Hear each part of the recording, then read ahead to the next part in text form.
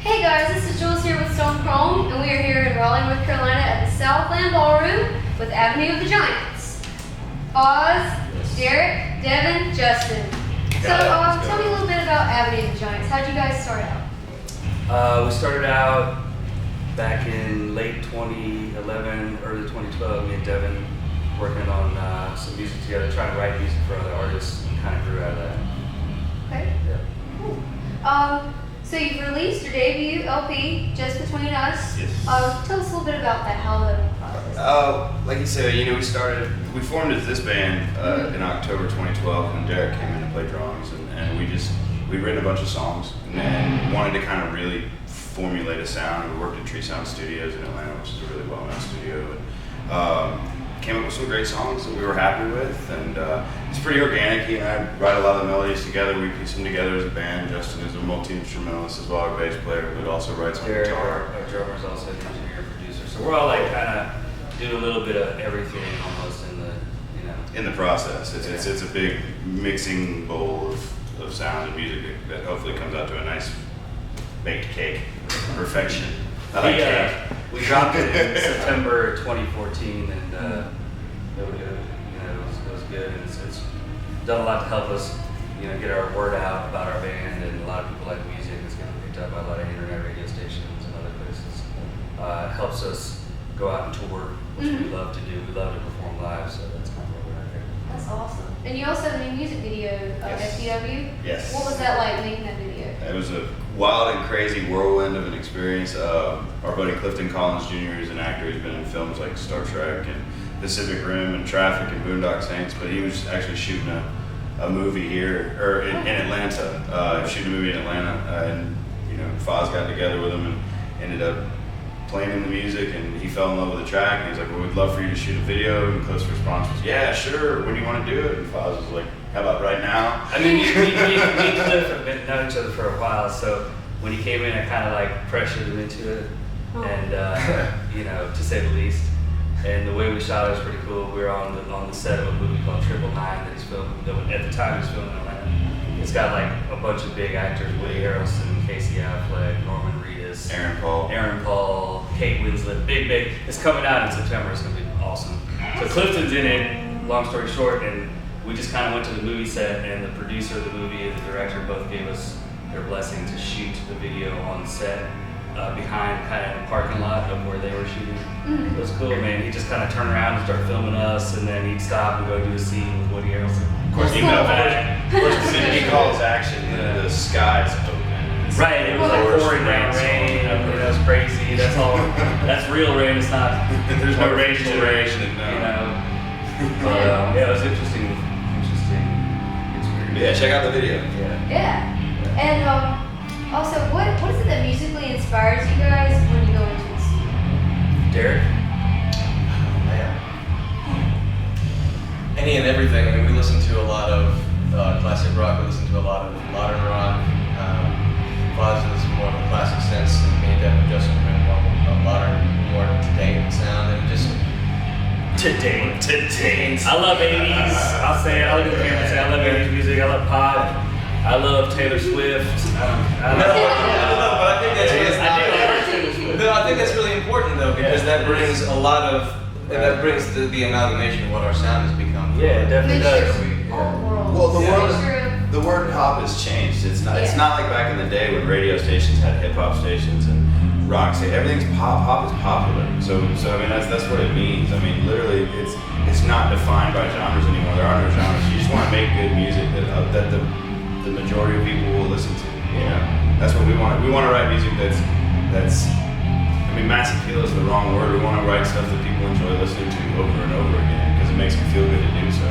This is actually a question that I didn't throw in there, but since you're on that subject, if you could take a pop song and rock it up, what song would it be? Oh man, Here's the thing. That's kind of weird because we talk about it all the time, but it's like something that we'd actually mentioned doing the other day. We're all into the Police. We really love Stuart Copeland on drums and Sting. I mean, it would be great to do something like a rocked out version of Walking on the Moon. A version of our style of it. I mean, It's not a current pop song. Yeah, it's not a current pop song, but it's definitely in that realm. I mean, currently, I don't really know. I have to confess, I don't listen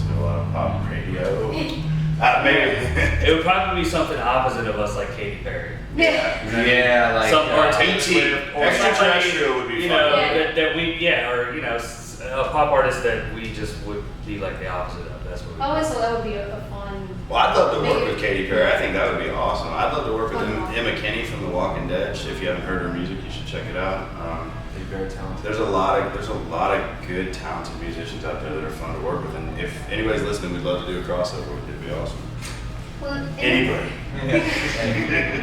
Oh, in the songwriting process, who is the main songwriter, or are you guys all working together? I mean, the majority of the writing has been done in this form of like, you know, with Devin and I, I'll play a guitar riff and he'll either like it or dislike it.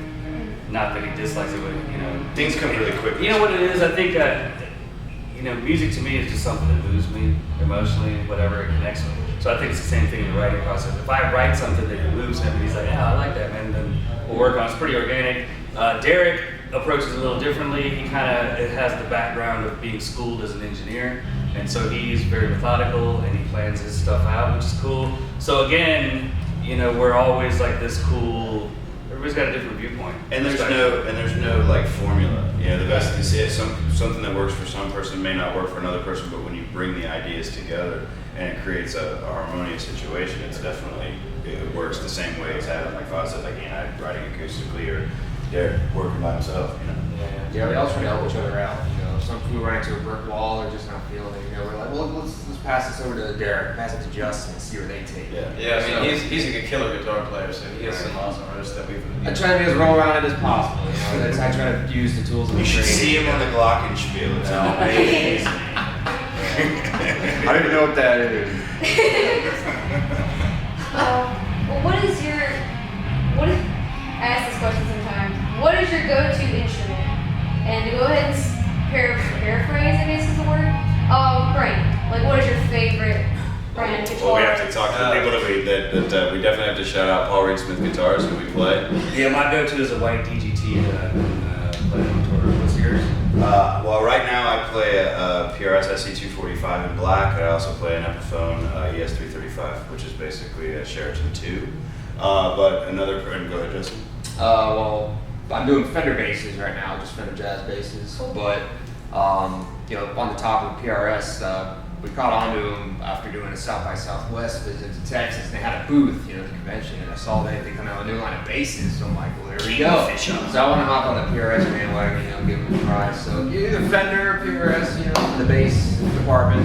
We also got to give a big shout out to our man Chris Minchner over at Orange Jams for taking care of us. So. I'm giving him a big shout out. Yeah. What's your go-to instrument? Glockenspiel. Blockage. Alright, cool. Nice. Right. So how did you guys enjoy South by Southwest? That was amazing. Yeah.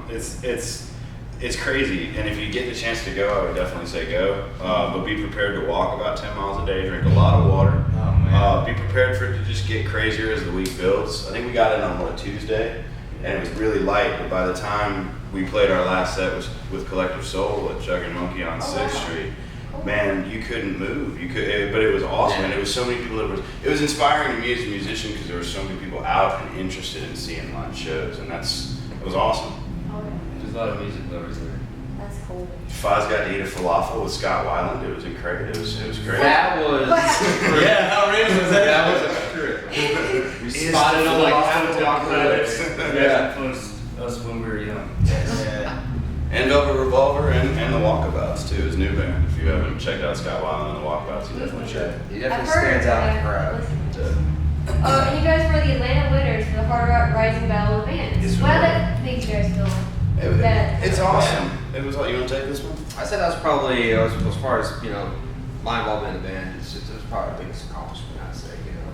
Because not only did we win one round, we won like 2 rounds, you know. And with the volume of bands competing, you know, we kind of felt like we really had a foothold in the Atlanta scene, even though we're not there that often, you know. We're always out of town playing, you know, trying to find our, you know, our niche, I guess you could say. And our footing out on the road, because as a band, you have to tour. I mean, Yeah, absolutely. That's one thing that we've learned is especially with Foz's experience with the band Rehab and my experience with the band Lazy Eye, it's like if you're not touring, you're just spinning your wheels. It was cool though with the hard rock thing, finish that up. I mean, you know, there was a lot of bands that entered. I mean, over 400 in Atlanta. Mhm. So Wow. to be chosen by those judges as the the one to represent Atlanta. It felt good. I mean, you know. Yeah. Well, We great worked- job, guys. Yeah, That's awesome. Thank you.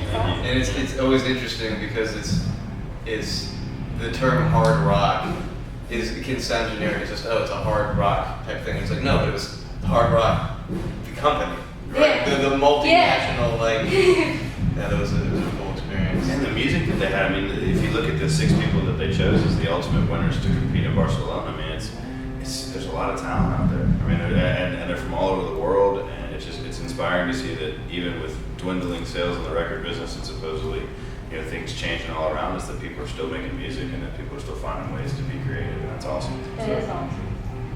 And last year, you guys won Rock Video of the Year for So You Like to Think, Georgia Music Awards. How did you guys feel? I know it's kind of the same idea, but When you hear your name, I think we all kind of had that momentary hesitation where you just start clapping and then you let you We go. did. That's us. We were sitting there like, I'm not gonna shy away and say I was a little nervous because, I didn't really care until I was there and I was like, oh my God, this is a real deal.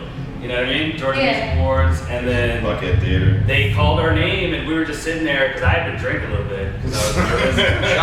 And so, we were sitting there and then they called our name and we kept talking and then, somebody's like, It was Zach Otis. our friends, yeah. our friends Zach and Ken were sitting in front of us, and Ken turned around and he's like, "Hey man, congrats!" And we were like, "Oh yeah." So then we jumped up and It was a went good up. 6 or 7 great, seconds of us just being like, I think it would be safe to say that we were excited about it and we wanted to win, but we didn't think we would. So when it did happen, we were really, really happy about that. that's really and then to be nominated again this year. Our video Burn was nominated this year, so to be 2-time nominated, and then also to be nominated, we're also Rock Band of the Year for the Georgia Music Awards, which is crazy. And there's some great bands in there. I mean, there's our good friends Almost Kings are in there. Kicking Down, Scenario, Lefty Williams. There's a lot of great music out there that we're like, we're glad to be associated with that scene, and especially, I mean, Atlanta's our hometown, so anytime we get a chance to represent not just our city but our state, we're definitely going to jump at it. Yeah, that's awesome. So you'd like Shout out to the Hawks. For So You'd Like to Think, I just wanted to know what's the story behind that song and the music video, because there's I think we had kind of a concept. I think a lot of our songs we try to write something that is just happening in our lives sometimes. Be a good way to explain it. So at that point, we were just I had just kind of come out of the band Rehab, and he was kind of doing his own thing and had been involved in the music business. So I think when we first got together, we wrote that pretty early on. Yeah.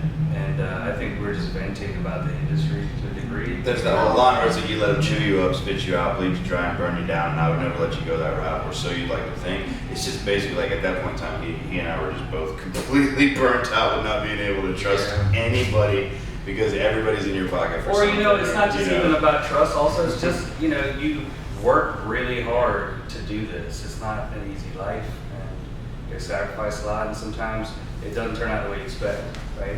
Yeah. You might have expectations of what it's like to be in a certain place in your life. Yeah. And then when you get to that place in your life, it may not be what you had imagined. It might be glorious, but it may not be exactly how you doesn't thought come it. as easy It's as like- you thought it Yeah, would. and it's just not, the things that you thought you might not enjoy, maybe those are the things you actually enjoy. So that kind of thing. So And the work never stops. That's Yeah. another thing too. Is there's no "hey, we made it" moment. I mean, some bands get that, like when Foo Fighters gets to play at Wembley and have the crowd sing back. Like that's a "hey, you made it" moment. Yeah, but there's so much work that goes into that. There's years of empty clubs and not getting paid.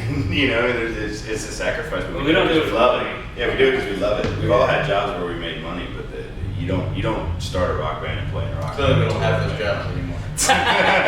yeah. Please come see us. But we love playing, and so that's why we're here. That's Labor awesome. office. Yeah. But check out these videos, guys, by the way. Also, what's your favorite song to perform live? So I'll go down the line. Justin. Yeah. My favorite song from live would be For the Win. I think that one just caught a lot of steam once it was one of the first songs we wrote with Derek. Yeah, off on and board. take a chance. So What about it you? kind of galvanized us as a band. I love playing Take a Chance. I think it's just because I play guitar on it and it's fun. That or Call Your Bluff. What about you? Man, my new guilty pleasure is a song that nobody's heard yet unless they hear us live. Paper Thin? Paper Thin. Nice. Thin, yeah. I love that damn thing. Yeah, it's a good one. So I'll be hearing it tonight, right? Yes. Yeah, we'll play that tonight. And Yeah. it'll actually be on our next record, which we're going to be recording over the summer and finishing over the summer. So we've actually started on it, tentatively called Whispered Alliance. So the follow-up to Just Between Us is coming. We'll have more music for you guys soon. And I take Get Up Out of Here on the song. Oh, yeah.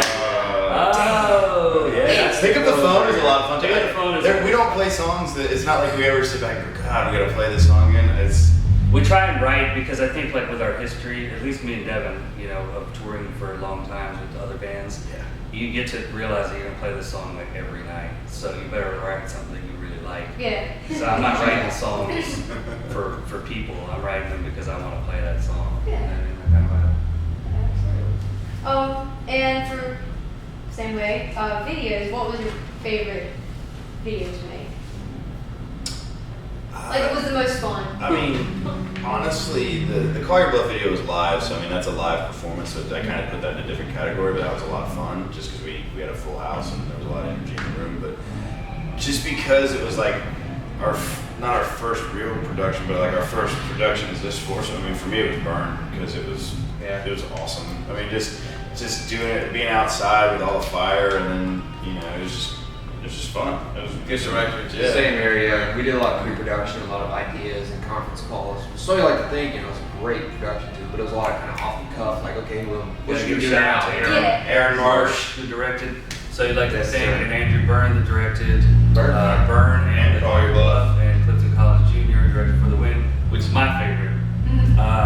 Because that one to me is my favorite because there's a lot of background that went into the filming of that video that a lot of people don't know. It makes it a very personal shoot for us. It was a weird time with the band and all that, so that was it for the Win. What about you?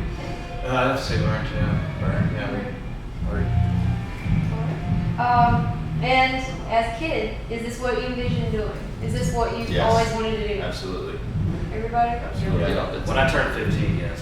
My Yeah. first living memory of being alive was being backstage at a Van Halen concert. So Oh, wow. so that's literally the first. I think it was a 1984 tour, and I was either 3 or 4 years old, and I just that's what I wanted to do. David Lee Roth was doing what I wanted to Theatrical be. band, but I Yeah. think we're all right where we want to be. Oh, who's the tour clown prankster? We're all Or pretty- everybody? We're all Yeah. we all have our ways to get. Yeah, I'm always on the defense. 'Cause I'm usually like the one that's totally oblivious until it just smacks in the face with the nuts. By the way, I want us to take